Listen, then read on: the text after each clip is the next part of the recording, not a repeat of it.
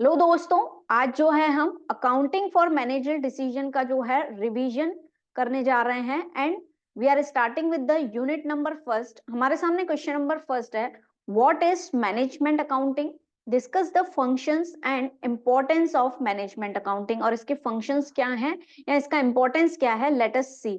तो दोस्तों, management accounting जो है दो शब्दों से बना हुआ है, that is management plus accounting. Okay, तो ऐसी अकाउंटिंग जो मैनेजमेंट को हेल्पफुल हो उसी को ही हम कहते हैं मैनेजमेंट अकाउंटिंग। ये अकाउंटिंग जो है मैनेजमेंट को मदद करती है या तो वेरियस प्लान्स एंड पॉलिसीज बनाने में या फिर डिसीजन लेने में उसे मददगार होती है, उसी को ही कहते हैं हम मैनेजमेंट अकाउंटिंग। लेट अस सी।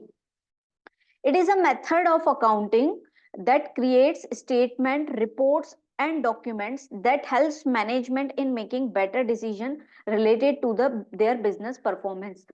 मैनेजमेंट अकाउंटिंग एक तरीके का अकाउंटिंग मेथड है जो मदद करता है किसको, मैनेजमेंट को। और उसमें क्या चीजें होती हैं, creation of statement, reports and documents, जिससे जो है एक बेटर डिसीजन लिया जा सके। ये जो है एक वे होता है। आगे बात करें, managerial accounting is primarily used for internal purpose. जो मैनेजमेंट अकाउंटिंग है दोस्तों, it is not at all compulsory. ये एक वॉलेंट्री अकाउंटिंग होती है कि ऑर्गेनाइजेशन को लगता है कि उसकी मैनेजमेंट अकाउंटिंग क्वालिटी को बढ़ाना है, डिसीजन लेने की उसको कैपेसिटी को, तो जो है वो मैनेजमेंट अकाउंटिंग करती है। तो ये टोटली इंटरनल पर्पस होता है यहाँ। दैट मीन्स कि ऑर्गेनाइजेशन के अंदर जो लोग हैं उनके लिए ये यूजफुल रहती है। या तो वो लेवल्स ऑफ मैनेजमेंट हो सकते हैं, टॉप लेवल, मिडिल लेवल या फिर लोअर लेवल, या फिर एम्प्लॉयज ऑफ द ऑर्गेनाइजेशन रहते हैं, यानी बाहर के लिए या बाहर के लोगों के लिए जो है, यूजर्स के लिए ये अकाउंटिंग नहीं की जाती है। आगे देखें, it is to redesign accounting in such a way that it is helpful to the management. Accounting को कुछ इस तरीके से रीडिजाइन करना कि वो मैनेजमेंट को मदद कर पाए in formation of policy and control of execution, या तो पॉलिसी बनाने में या कंट्रोल करने में जो है उनको मदद कर सके। तो क्या है management accounting? It is simply a method of accounting which is helpful to management for decision making, for plan and policy formation and for execution over the control. ठीक है, अब एक डेफिनेशन देखें अकॉर्डिंग टू रॉबर्ट एंथोनी। ये क्या कहते हैं management के बारे में? Management accounting is concerned with accounting information. Management accounting जो है अकाउंटिंग इंफॉर्मेशन से कंसर्न्ड है, that is useful to the management, जो मैनेजमेंट के काम आती है। यानी मैनेजमेंट अकाउंट एक ऐसी ब्रांच है जो कि अकाउंटिंग से रिलेटेड है और वो मैनेजमेंट को हेल्पफुल रहती है। और हेल्पफुल भी किस वे में रहती है, हमने देखा वो उसको पॉलिसी बनाने में, कंट्रोल एंड एग्जीक्यूशन में, और थर्ड जो है बेटर डिसीजन लेने में जो है मददगार रहती है। So this is management accounting. अब आगे बात करें हम इंपॉर्टेंस ऑफ मैनेजमेंट अकाउंटिंग। अब मैनेजमेंट अकाउंटिंग का क्या इंपॉर्टेंस है या क्या सिग्निफिकेंस है, या इसके अलावा हम बात करें तो मैनेजमेंट अकाउंटिंग की क्या नीड है किसी भी ऑर्गेनाइजेशन में, क्या रिक्वायरमेंट है। तो सबसे पहले it helps in planning and formation of policy. Management accounting जो है प्लानिंग एंड पॉलिसी फॉर्मेशन में जो है मदद करता है। किस तरीके से? डाटा जो है सप्लाई की जाती है किसको, मैनेजमेंट को, और मैनेजमेंट जो है उसके बिहाफ पे जो है क्या करता है, पॉलिसी बनाता है। ठीक है, जैसे कि बहुत सारी टेक्निक्स हैं जिसमें जो है वो बजट बनाता है ना, टेक्निक ऑफ बजट। उसमें जो है बजट बनाता है, पर्टिकुलरली हर डिपार्टमेंट वाइज जो है बजट बनाया जाता है इन द ऑर्गेनाइजेशन। उसमें एस्टिमेट लाया जाता है कि क्या क्या जो है खर्चा होने वाला है इस पर्टिकुलर ईयर में, यानी फ्यूचर को एस्टिमेट किया जाता है पर्टिकुलरली बजट बना के। अब जब डिपार्टमेंट का बजट बन जाता है, ओवरऑल व्यू आ जाता है, तब जो है as a whole master budget बनाया जाता है, ये जानने के लिए कि पूरा ओवरऑल ऑर्गेनाइजेशन की क्या कंडीशन रहने वाली है या क्या परफॉर्मेंस रहने वाली है फ्यूचर में। तो ये हमें मदद करता है planning and formation of policy. फिर सेकंड यदि हम बात करें तो इफेक्टिव मैनेजमेंट कंट्रोल में जो है मैनेजमेंट अकाउंटिंग हमें मदद करता है। कैसे? यहाँ पे जो है स्टैंडर्ड फिक्स किए जाते हैं कि ऐसा ऐसा काम होना चाहिए, और एक्चुअल परफॉर्मेंस क्या आ रही है, उन दोनों के बीच में जो है डिफरेंस क्या आ रहा है या रीजंस ऑफ डिफरेंस क्या है वो जाने जाते हैं। तो इसलिए ये हमें मदद करता है मैनेजमेंट कंट्रोल करने में, है ना। रीजंस क्या थे डिफरेंस के, और उसके बेसिस पे जो है कंट्रोल किया जाता है। Then helpful in interpreting financial information, financial information को जो है इंटरप्रेट करने में जो है ये हमें मदद करता है। फाइनेंशियल स्टेटमेंट यानी प्रॉफिट एंड लॉस अकाउंट हो गया हमारा, या फिर बैलेंस शीट हो गई, तो इसका जो इंटरप्रिटेशन है कि इसका जो रिजल्ट आया है उसके पीछे के रीजंस क्या हैं ये जानना, और रीजंस जो है किसके उससे जान सकते हैं फ्रॉम द वेरियस चार्ट्स बनाकर, या फिर डायग्रामेटिक रिप्रेजेंटेशन कर कर, या फिर हम बोले लीनियर वे में ग्राफ्स बनाकर जो है इसका प्रेजेंटेशन किया जाता है। तो ये हेल्प करता है फाइनेंशियल इंफॉर्मेशन को इंटरप्रेट करने में। Then helpful and controlling performance, performance को कंट्रोल करने में जो है ये मदद करता है, यानी कॉस्ट को कंट्रोल करता है कि कॉस्ट कम से कम लगे, और दूसरा कॉस्ट कम लगे और क्वालिटी जो है इम्प्रूवेशन मिले, इसमें जो है हेल्पफुल रहता है। Then next improve service to customers, customers को जो है एक इम्प्रूव्ड सर्विस मिलती है। ऑब्वियसली जैसे कि हमने बात की कि कॉस्ट कंट्रोल की, दैट मीन्स परफॉर्मेंस पे जो है कंट्रोल किया जाता है, कॉस्ट का ध्यान रखा जाता है, तो वहां पे फिर कस्टमर को क्वालिटी प्रोडक्ट्स मिलते हैं, and that is also at the reasonable price. तो इस पे ये जो है कस्टमर के लिए एक बेटर सर्विस या इम्प्रूव सर्विस में काम आता है मैनेजमेंट अकाउंटिंग।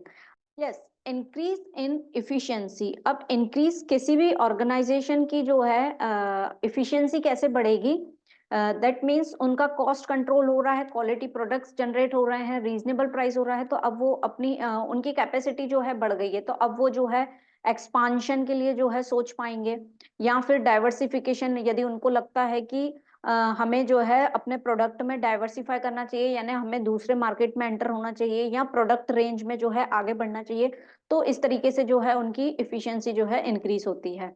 फिर हम बात करें मैक्सिमाइज प्रॉफिटेबिलिटी, तो प्रॉफिट जो है उनका किस तरीके से बढ़ेगा। ऑब्वियस सी बात है, कॉस्ट को कंट्रोल किया जा रहा है, यानी प्रोडक्शन जो है वो ज्यादा हो रहा है, प्रोडक्शन ज्यादा हो रहा है, सेल्स ज्यादा होगी, और उससे जो है प्रॉफिट ज्यादा अर्न कर पाएंगे। ठीक है। Then motivate employees, management accounting जो है हेल्प करता है एम्प्लॉयज को, जैसे कि टारगेट दिया जाता है कि ये टारगेट जो है हमें कंप्लीट करना है, और एम्प्लॉयज जो है जब उस काम को करते हैं तो उनको जो है अप्रिसिएशन दिया जाता है उस काम के फिनिश करने के लिए। तो इस तरीके से जो है वो हेल्प करता है एम्प्लॉयज को मोटिवेट करने के लिए।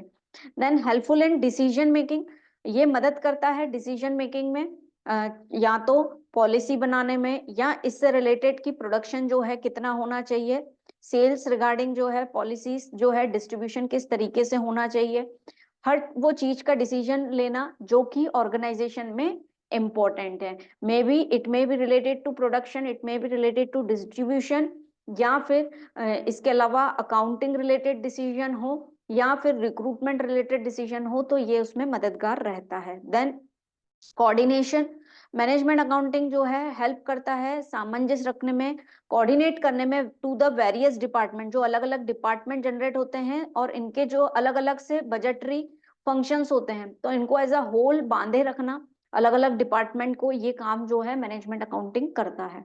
देन रिपोर्टिंग टू मैनेजमेंट, बहुत सारे हमने देखा कि मैनेजमेंट अकाउंटिंग में डॉक्यूमेंट्स बनाए जाते हैं, रिपोर्ट्स बनाई जाती हैं, जिससे जो है डिसीजंस प्रॉपर लिया जा सके। तो ऐसे डॉक्यूमेंट्स और रिपोर्ट्स जो हैं वो मैनेजमेंट को दिखाई जाती है, और मैनेजमेंट के भी 3 लेवल होते हैं, जैसे कि top level, middle level and lower level, जहाँ पे इनको जो है इंफॉर्मेशन कम्युनिकेट किया जाता है कि क्या जो है रिस्पॉन्स आ रहा है, या जो भी रिपोर्ट आई है पर्टिकुलरली ट्रांजेक्शन से रिलेटेड या बिजनेस परफॉर्मेंस से रिलेटेड जो है जो भी इंफॉर्मेशन आई है, वो इन तीनों मैनेजमेंट के लेवल को जो है इन्फॉर्म किया जाता है, जो भी उनसे रिलेटेड फंक्शंस होते हैं। ठीक है, तो ये हो गए इंपॉर्टेंस ऑफ मैनेजमेंट अकाउंटिंग।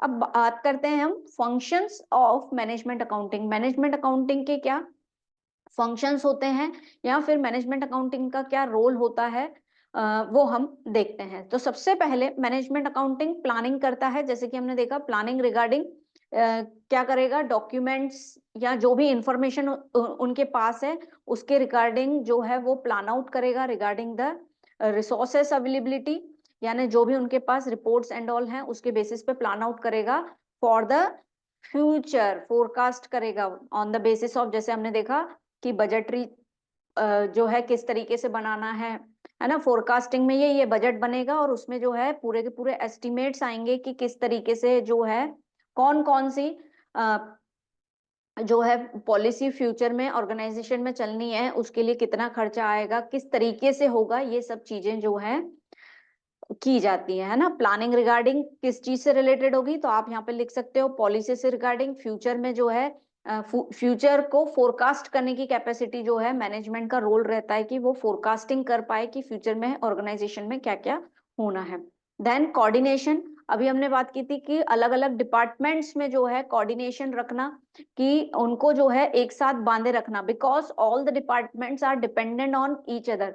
यदि एक डिपार्टमेंट दूसरे डिपार्टमेंट पे ध्यान नहीं देगा, वो अपने हिसाब से काम करेगा, तो कहीं ना कहीं इम्बैलेंस होगा। यदि प्रोडक्शन डिपार्टमेंट और डिस्ट्रीब्यूशन डिपार्टमेंट में कोऑर्डिनेशन नहीं है, तो क्या होगा, प्रोडक्शन अलग समय पे हो रहा है, डिस्ट्रीब्यूशन की रिक्वायरमेंट अलग समय पे है, तो ये इम्बैलेंस नहीं होना चाहिए। तो ये मैनेजमेंट का, अकाउंटिंग का एक फंक्शन है कि कोऑर्डिनेशन जो है स्टेब्लिश कर सके बिटवीन द वेरियस डिपार्टमेंट्स और the groups. Then managerial control, managerial control यानी कॉस्ट को जो है कंट्रोल करे, और सबसे पहली बात तो यही होती है कॉस्ट को कंट्रोल करे। और दूसरा जो है इसमें एक चीज का ध्यान रखा जाता है कि एक्चुअल परफॉर्मेंस जो है वो क्या है और स्टैंडर्ड परफॉर्मेंस जो है उन्होंने क्या रखी थी, और उसके बीच में जो है डिफरेंस, जैसे कि अभी हमने उसके इंपॉर्टेंस में भी देखा। देन कम्युनिकेशन, और इस इंफॉर्मेशन का जो भी मैनेजमेंट अकाउंटिंग की जितनी भी इंफॉर्मेशन है या जितनी भी रिपोर्ट्स हैं, उसको कम्युनिकेट करना उसके यूजर्स को। यूजर्स कौन हो सकते हैं, they are the internal users, है ना। Internal users, management accounting internal users के लिए बनाई जाती है, बाहर के यूजर्स के लिए नहीं बनाई जाती। अब इंटरनल यूजर्स में आता है मैनेजमेंट के अलग अलग लेवल्स होते हैं जो उनके लिए, जैसे कि अभी हमने बात की थी top, middle and lower level, ठीक है। ऑलमोस्ट जो है कहीं ना कहीं इंपॉर्टेंस क्यों है, क्योंकि ये रोल है मैनेजमेंट अकाउंटिंग का, इसलिए जो है आपको पॉइंट्स कोरिलेट लगेंगे, है ना। लेकिन फंक्शंस भी पूछे जा सकते हैं अलग से और इंपॉर्टेंस भी पूछा जा सकता है, इसलिए आपको डीलिंग अलग करना है, पॉइंट्स में भी सेम, बट ये फंक्शन के वे में आपको एक्सप्लेन करना है और वो उसके इंपॉर्टेंस के वे में। इंटरप्रिटेशन ऑफ इंफॉर्मेशन, इंफॉर्मेशन का इंटरप्रिटेशन करना, यानी उसका प्रॉपर एनालिसिस करना कि ये जो इंफॉर्मेशन है हमारे पास क्यों है, क्योंकि बिना इंटरप्रिटेशन का मैनेजमेंट अकाउंटिंग का कोई रोल ही नहीं है। फाइनेंशियल अकाउंटिंग क्या काम करती है, फाइनेंशियल अकाउंट्स बनाती है, जिसमें आपका ट्रेडिंग आ गया, P&L आ गया और बैलेंस शीट आ गई, है ना, ये तो बन गया। लेकिन उसका इंटरप्रिटेशन की ये जो रिजल्ट आया है वो किस रीजन से आया है, और पिछले साल हमारी परफॉर्मेंस क्या थी और इस साल हमारी परफॉर्मेंस क्या है, और उसके बीच के रीजंस क्या हैं, किस कारण से हमारी परफॉर्मेंस बढ़ी है या परफॉर्मेंस घटी है, ये सब इंटरप्रेट करना का काम जो है किसका है, मैनेजमेंट अकाउंटिंग का है। तो ये मैनेजमेंट अकाउंटिंग करती है, और किस तरीके से इंटरप्रेट करती है, अभी हमने इंपॉर्टेंस में देखा था कि वो जो है वेरियस डायग्राम्स बना के, ग्राफ्स बना के उसको रिप्रेजेंट करती है कि ये जो है, अभी जैसे कि लीनियर प्रोग्रामिंग होती है, इक्वेशंस बनती हैं उसमें, स्टैटिक्स लेवल पे जो है इंफॉर्मेशन को इंटरप्रिटेट किया जाता है, ठीक है। रिपोर्टिंग ऑफ इंफॉर्मेशन, इंफॉर्मेशन की रिपोर्टिंग की जाती है, यानी उसकी अलग अलग रिपोर्ट्स बनाई जाती है, और जिनके लिए ये रिपोर्ट जरूरी है उनको पहुंचाई जाती है। अब रिपोर्ट्स भी या तो कॉस्ट से रिलेटेड होगी, प्रॉफिट से रिलेटेड हो सकती है, या फिर इन्वेस्टमेंट से रिलेटेड कि कितना इन्वेस्टमेंट, तो अलग अलग तरीके की रिपोर्टिंग जो है वो मैनेजमेंट अकाउंट करता है टू द वेरिड यूजर्स। तो ये हैं हमारे फंक्शंस ऑफ मैनेजमेंट अकाउंटिंग। तो दोस्तों हमने देखा मैनेजमेंट अकाउंटिंग क्या होता है, ये एक ऐसा मेथड है या ऐसी फील्ड है जो कि वेरियस डॉक्यूमेंट्स का प्रिपरेशन या रिपोर्ट्स का प्रिपरेशन करती है for the better decision making for the business performance. Business की परफॉर्मेंस अच्छी हो उसके लिए जो है डिसीजन मेकिंग का काम करती है मैनेजमेंट अकाउंटिंग। फिर हमने उसके वेरियस इंपॉर्टेंस देखे, और फिर ये देखा कि फंक्शंस ऑफ मैनेजमेंट अकाउंटिंग क्या होता है। अब आते हैं नेक्स्ट क्वेश्चन पर, difference between management accounting and financial accounting. Management accounting and financial accounting के बीच में क्या डिफरेंस है, तो हम बेसिस ऑफ डिफरेंस के बेसिस पे जो है financial accounting and management accounting के बीच में डिफरेंस देखेंगे। और हमेशा यदि डिफरेंस आता है तो आप कोशिश कीजिए कि बेसिस ऑफ डिफरेंस तो आपको लिखकर आना ही है, ताकि इससे एक क्लैरिटी भी बनी रहती है कि किस तरीके से डिफरेंस क्रिएट हो रहा है दोनों के बीच में, और इजीली अंडरस्टैंड भी रहता है। और तीसरी बात यह है कि प्रेजेंटेशन भी हमारा बेटर दिखता है। तो सबसे पहले बात करें कि फाइनेंशियल अकाउंटिंग होता क्या है या मैनेजमेंट अकाउंटिंग क्या होता है। तो फाइनेंशियल अकाउंटिंग का मतलब क्या है? रिकॉर्डिंग द बिजनेस ट्रांजेक्शन को रिकॉर्ड करना, उसी को ही तो हम फाइनेंशियल अकाउंटिंग कहते हैं, और वो भी कैसे? सिस्टमैटिक मैनर में। ठीक है, तो recording of business transaction in the systematic manner, वही होता है फाइनेंशियल अकाउंटिंग। वहीं हम मैनेजमेंट अकाउंटिंग की बात करें तो ये जो है एक डिफरेंट लाइन ऑफ अकाउंटिंग है, जिसमें इंफॉर्मेशन काम आती है अलग अलग डिपार्टमेंट्स को, जैसे कि प्रोडक्ट लाइन हो गई, सेल्स लाइन हो गई, इस तरीके से बात जो है इसमें की जाती है। ठीक है, अब आगे देखें इसमें इसका मेन उद्देश्य क्या होता है। तो फाइनेंशियल अकाउंटिंग का मेन उद्देश्य तो यही रहता है कि फाइनेंशियल परफॉर्मेंस यानी बिजनेस का प्रॉफिट या लॉस जान पाए। तो प्रॉफिट एंड लॉस अकाउंट बनता है इसके कारण, to know the profit and loss of the business, और इसके बाद जो है बैलेंस शीट बनाई जाती है to know the actual position of the business, ये जो है इसका उद्देश्य रहता है। वहीं मैनेजमेंट अकाउंटिंग की यदि हम बात करें तो इसका क्या उद्देश्य होता है? कलेक्ट करना इंफॉर्मेशन,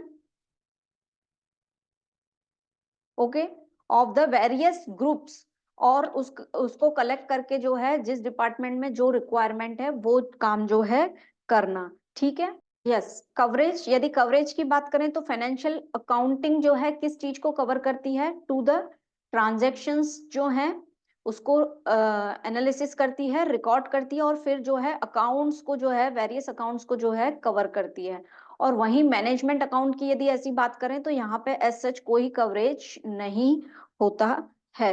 ये खुद में ही एक तरीके से हम बोल सकते हैं कि it is a separate entity, ये सेपरेट एंटिटी है, खुद का अलग काम करती है। ठीक है, ये एक दूसरे के ऊपर डिपेंड नहीं है। फिर प्रिंसिपल्स, फाइनेंशियल अकाउंटिंग जो है प्रिंसिपल ऑफ गैप पे जो है डिपेंड है। गैप का फुल फॉर्म क्या होता है? जनरली एक्सेप्टेड अकाउंटिंग प्रिंसिपल्स, जो है उसको फॉलो करती है फाइनेंशियल अकाउंटिंग, है ना। बहुत सारे प्रिंसिपल्स आपने पढ़े होंगे, historical cost principle, consistency principle, इस तरीके से, तो उस पर डिपेंड है। वहीं हम यदि यहाँ पे बात करें मैनेजमेंट अकाउंटिंग की, तो there are no principles regarding this. ठीक है, कोई भी इस तरीके के जो है प्रिंसिपल्स नहीं है यहाँ पे, लेकिन मैनेजमेंट अकाउंटिंग में टेक्निक्स यूज की जाती है या टूल्स यूज किए जाते हैं परफॉर्मेंस को इम्प्रूव करने के लिए, जो कि हम अभी पढ़ेंगे नेक्स्ट यूनिट्स में। ठीक है, फिर डिग्री ऑफ एक्यूरेसी की बात करें तो ऑब्वियसली यहाँ एक्यूरेसी रिक्वायर्ड है, और एक्यूरेसी कैसे आती है? हम जो भी अकाउंटिंग की रिकॉर्ड्स करते हैं उससे प्रॉफिट एंड लॉस जानते हैं या क्या, तो एक्यूरेसी इसमें है, और यहाँ पे एज सच कोई नीड नहीं है एक्यूरेसी जानने की। देन यूजर्स, फाइनेंशियल अकाउंटिंग के यूजर्स कौन हो सकते हैं? तो फाइनेंशियल अकाउंटिंग के यूजर्स जो है एक्सटर्नल यूजर्स और इंटरनल यूजर्स दोनों होते हैं, मेनली एक्सटर्नल। दैट मीन्स बहुत सारे यूजर्स हो सकते हैं फाइनेंशियल अकाउंटिंग में, जैसे कि कस्टमर्स हो गए, इनको आपकी अकाउंटिंग इन्फॉर्मेशन इसलिए कि फ्यूचर में उनको ये रहे कि ये बिजनेसमैन हमें फ्यूचर में चीजें प्रोवाइड करवाएगा कि नहीं करवाएगा। इसके अलावा बात करें तो सप्लायर्स हो जाएंगे आपके, या फिर गवर्नमेंट। ओके, तो जो भी यूजर्स हैं अकाउंटिंग इंफॉर्मेशन के, उनके लिए जो है शेयर होल्डर्स के लिए जो है एक तरीके से इंपॉर्टेंट इंफॉर्मेशन प्रोवाइड करती है फाइनेंशियल अकाउंटिंग। वहीं मैनेजमेंट अकाउंटिंग जो है इंटरनल यूजर्स के लिए ही बनी है। ठीक है, तो ये है डिफरेंस इसमें। फिर आगे बढ़े यदि हम फोकस, यस, यदि हम बात करें फोकस का तो मैनेजमेंट फाइनेंशियल अकाउंटिंग का फोकस जो है इंटरनल एंड एक्सटर्नल यूजर्स दोनों पे होता है, और मैक्सिमम जो है एक्सटर्नल पे होता है। वहीं इसका फोकस जो है इंटरनल यूजर्स पे फोकस होता है। Then time period, financial accounting जो है पास्ट को ध्यान में रखता है कि पास्ट में क्या पॉलिसीज बनाई गई हैं, और उन चीजों को ध्यान रखता है। और मैनेजमेंट अकाउंटिंग का जो टाइम पीरियड रहता है वो फ्यूचर को देखते हुए जो है पॉलिसीज एंड प्रोसीजर बनाता है। ठीक है, और इसके अलावा यदि देखें तो legal requirements, yes, financial accounting बनाने की लीगल रिक्वायरमेंट है, लॉ है, जो आपको फॉलो करना पड़ता है, जिसको बोलते हैं कंपनी लॉ। और वहीं मैनेजमेंट अकाउंटिंग जो है कुछ भी कंपलसरी नहीं है, ये वॉलेंट्री है। कंपनी को लगता है हम मैनेजमेंट अकाउंटिंग करेंगे तो हमारी बिजनेस परफॉर्मेंस इंक्रीज होगी, इसलिए वो किया जाता है। तो ये जो है डिफरेंस है between the financial accounting and management accounting. ठीक है, अब आते हैं नेक्स्ट क्वेश्चन पे। Which techniques and tools are used by management accounting to help in solving managerial problem? अब कौन सी टेक्निक्स एंड टूल्स जो हैं यूज किए जाते हैं मैनेजमेंट प्रॉब्लम यदि कुछ आती है तो किस तरीके से उससे निपटेंगे, वो चीजों पे हमें देखना है। सबसे पहले financial policy and determination of capital structure, कि आपकी फाइनेंशियल पॉलिसी क्या है और किस तरीके से आपका कैपिटल स्ट्रक्चर जो है आप डिसाइड करेंगे। अब कैपिटल स्ट्रक्चर की यदि हम बात करें, दैट मीन्स आपका कैपिटल जो है वो कैसे अरेंज करेंगे। अब कैपिटल जो है दो तरीकों से अरेंज हो सकता है, इक्विटी से या प्रेफरेंस से। अब उसमें ये चीज यदि डिसाइड कर ली कि किससे करना है, उसमें भी प्रेफरेंस के भी टाइप्स ऑफ प्रेफरेंस शेयर्स हैं, तो कौन से इशू करना है वो, तो कैपिटल का अरेंजमेंट उस तरीके से आपका कैपिटल स्ट्रक्चर बिल्टअप हो सकता है। दूसरा तरीका होता है लोन, तो लोन जो है किस वे में लेना है, बाय इशूइंग डिबेंचर्स और बैंकिंग इंस्टीट्यूशन से लेना है, कितने टर्म के लिए लेना है, कितने समय के लिए लेना है, दैट इज शॉर्ट टर्म के लिए लेना है कि लॉन्ग टर्म के लिए लेना है। तो ये जो है ओवरऑल आपको कैपिटल स्ट्रक्चर बताएगा, जिसे हम कहते हैं इक्विटी और डेब्ट का कॉम्बिनेशन जो है, इक्विटी एंड डेट का कॉम्बिनेशन आपका कैपिटल स्ट्रक्चर बताएगा।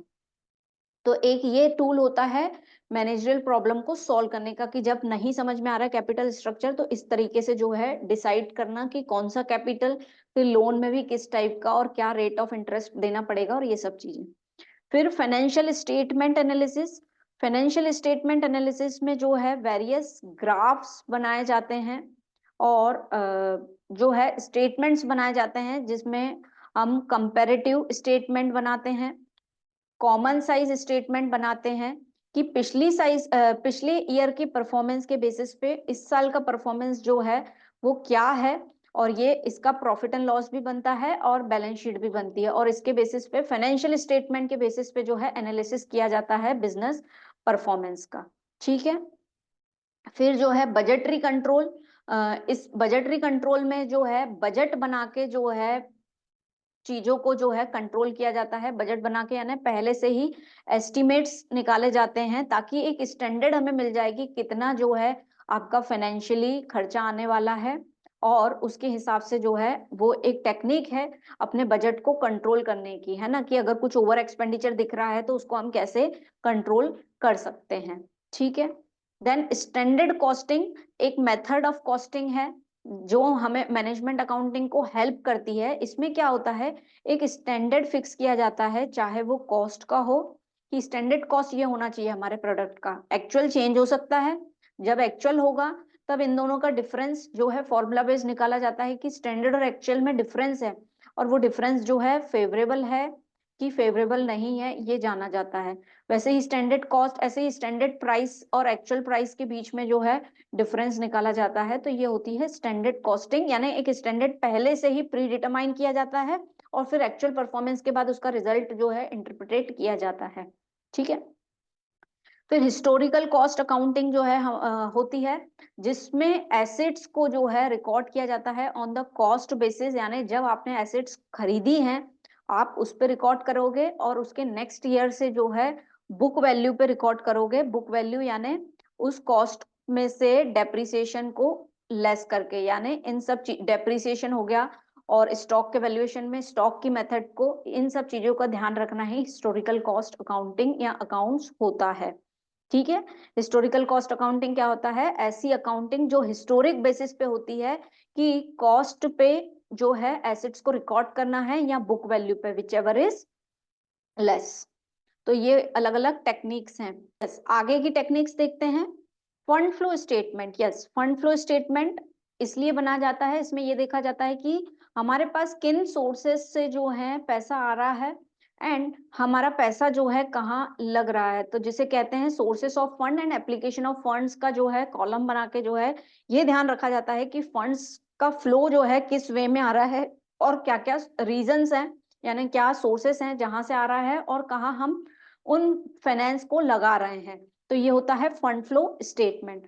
फिर डिसीजन अकाउंटिंग जो है मदद करती है डिसीजन मेकिंग में, ओके, यानी पास्ट की पॉलिसी क्या रही थी और जिसके कारण ये रिजल्ट आया है, और फ्यूचर में हम क्या पॉसिबिलिटी करें जिससे जो है मतलब आज क्या पॉलिसी बना है जिससे फ्यूचर में जो है परफॉर्मेंस जो है इंक्रीज हो पाए ऑर्गेनाइजेशन का, ये होती है डिसीजन अकाउंटिंग। ये कोई टूल नहीं है, it is just a technique हम बोल सकते हैं बिजनेस परफॉर्मेंस को इम्प्रूव करने के लिए। देन रीवैल्यूएशन अकाउंटिंग जो है एक तरीके से आपके कैपिटल को जो है ठीक करना, इम्प्रूव करना कैपिटल को, और उसमें जो है रिवैल्यूएशन अकाउंटिंग में जो है रीवैल्यू करते हैं आपकी एसेट्स और लाइबिलिटीज की जो है वैल्यू निकाली जाती है, और कि आज के समय में जो है आपकी एसेट्स की क्या वैल्यू है, और वापस से कैपिटल को जो है स्ट्रक्चर्ड वे में लाना, उसी को ही बोलते हैं रिवैल्यूएशन अकाउंटिंग। स्टैटिकल टेक्निक, ये एक ऐसी टेक्निक है on the basis of statistical data, statics के बेसिस पे जो है अकाउंटिंग मेजरमेंट की जाती है कि क्या डिफरेंसेस हैं, और उसके अकॉर्डिंग जो है डिसीजंस लिए जाते हैं। Then financial reporting and communication, ये भी एक मेथड है जो कि हेल्प करता है मैनेजमेंट अकाउंटिंग को फाइनेंशियली चीजों जो मेथड्स पाए गए हैं, जो टेक्निक्स या टूल्स से जो रिजल्ट आए हैं, उनको जो है रिपोर्ट करना, या फिर रिपोर्ट्स बनाना, और फिर उसको जो है कम्युनिकेट करना। किसको कम्युनिकेट करना? To the users of that organisation. और यूजर्स कौन होंगे? That will be the different levels of management, या फिर टॉप लेवल के मैनेजमेंट हो सकता है, मिडिल का या लोअर का। तो ये अलग अलग टूल्स एंड टेक्निक्स यूज किए जाते हैं मैनेजमेंट अकाउंटिंग में, जहां पे यदि कुछ मैनेजरियल इशू आ रहा है या प्रॉब्लम आ रही है तो उसको सॉल्व करने के लिए। हमें ये दिक्कत आ रही है कि हमारे पास पैसा आ रहा है लेकिन कहाँ जा रहा है वो हमें पता नहीं पड़ रहा है, तो हम फंड फ्लो स्टेटमेंट बनाते हैं इसी रीजन से, ये जानने के लिए कि पैसा कहाँ कहाँ से आ रहा है, कितना आ रहा है और कितना यूज हो रहा है। तो इस रीजन से जो है फंड फ्लो, तो इसलिए ये जो है अलग अलग टूल्स बनाए गए हैं ऑर्गेनाइजेशन की फीजिबिलिटी के हिसाब से, क्या उनके लिए बेटर है वो टूल जो है अडॉप्ट किया जाता है। ऐसा कंपल्शन नहीं है कि आपको हर टूल जो है अडॉप्ट करना है। तो यहाँ पे ये टूल्स जो है हमने देखे, ठीक है। तो यहाँ पे दोस्तों हमारा यूनिट नंबर फर्स्ट जो है वो फिनिश होता है। फिर मिलते हैं हम यूनिट सेकेंड में।